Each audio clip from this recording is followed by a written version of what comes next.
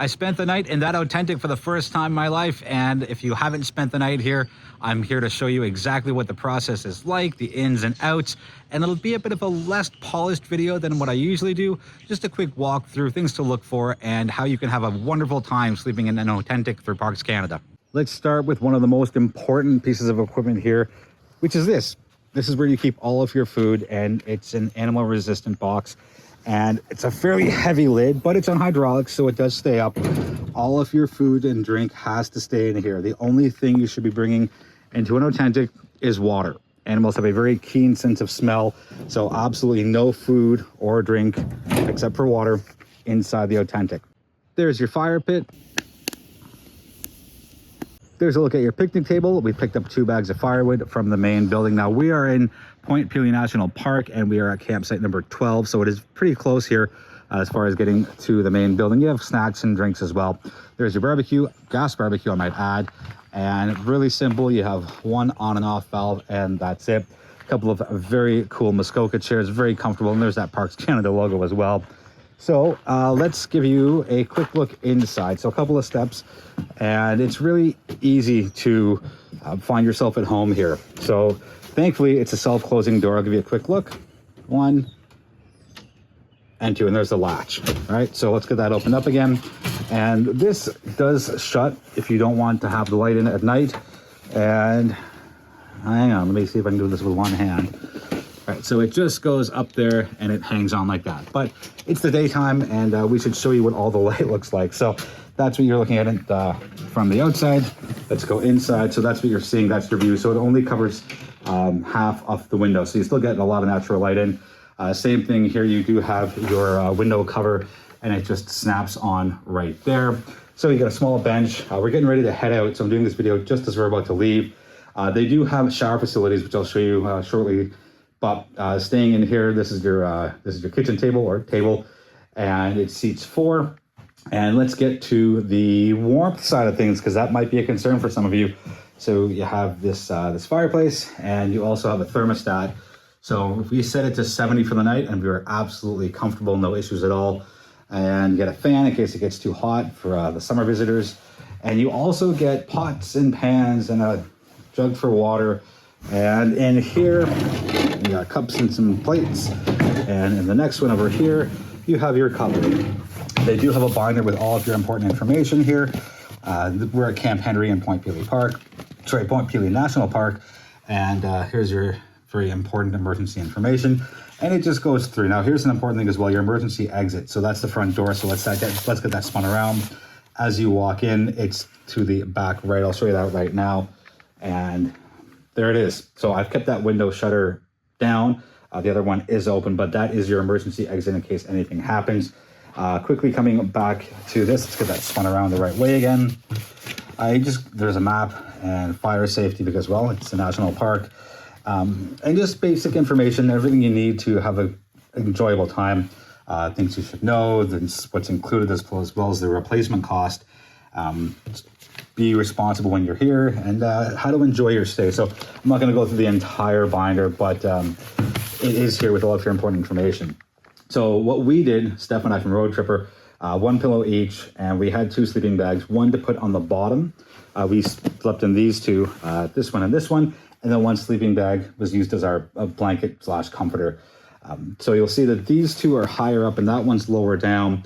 And I don't know for sure why they're lower down. My guess is because it has to do with the emergency exit, and you can see it's lined up right there. So they want to keep it free and clear as much as possible.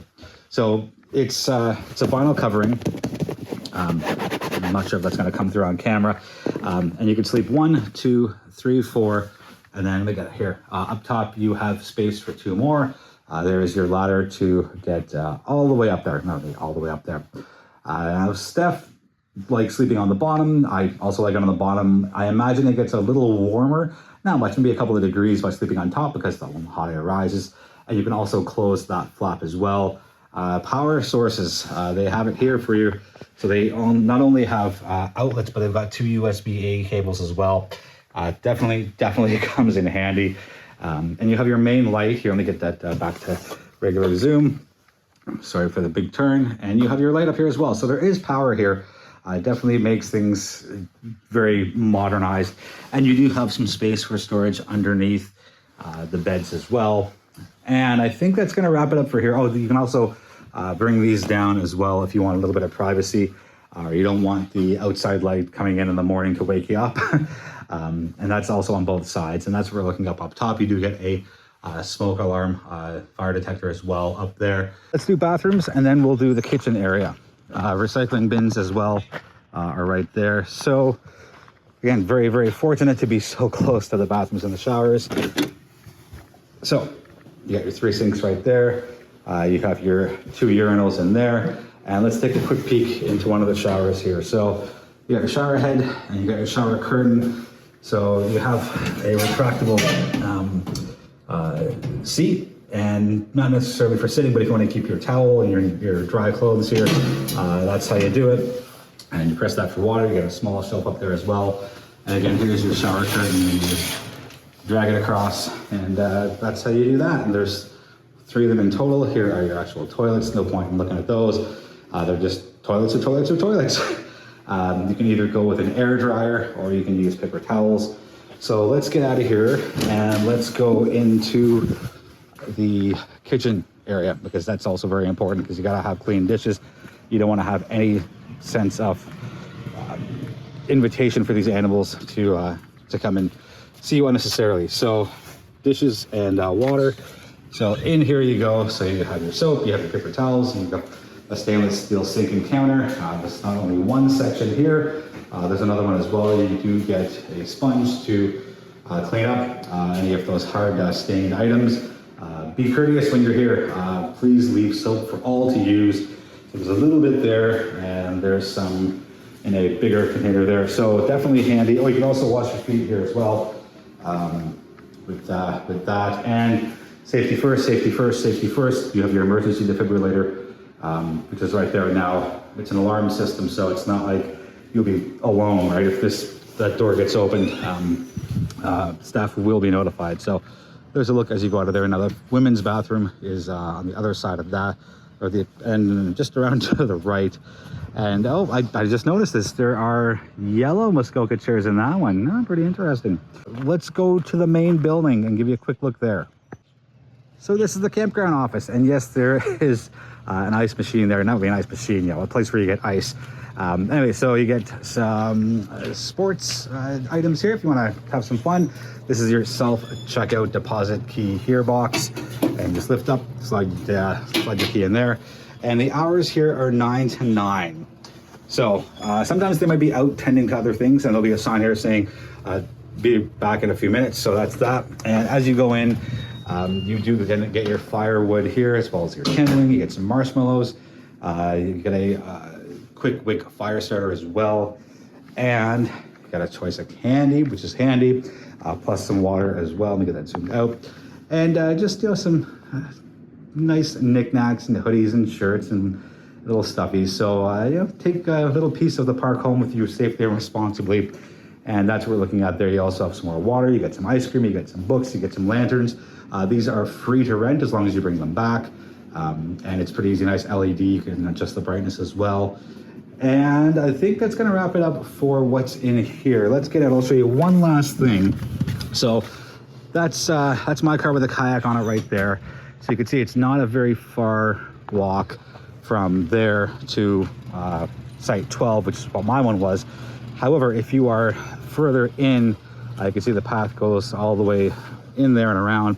They do have these carts for rent, and you just load up all your stuff from the parking lot, take it to wherever it is you're going, and makes things a lot easier. It saves a lot of the trips as well. So I think that's going to be it for this part. Let me give you a quick look at the map, and then we'll wrap us up. Each Parks Canada site is different. So here's a quick look at Camp Henry, where I am.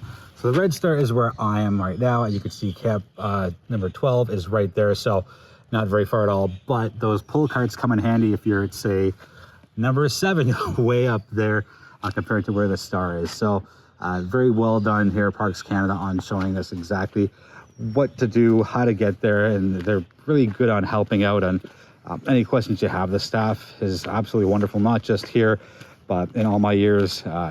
The Parks Canada staff is knowledgeable, they're friendly, they're helpful, and they just want you to have a great time outdoors. So I'm going to quickly take the walk back. There's our number 12 right there to our oTENTik.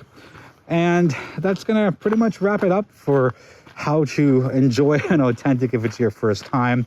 I wish I had a video like this before I showed up. Now, Steph is big on Parks Canada stuff, so she gave me a pretty thorough explanation of what it's like and what to expect. But there's nothing quite like doing it for yourself. So let's end up with a shot of that. Thank you so much for watching. I appreciate the support. If you like what you've seen, subscribe to the YouTube channel.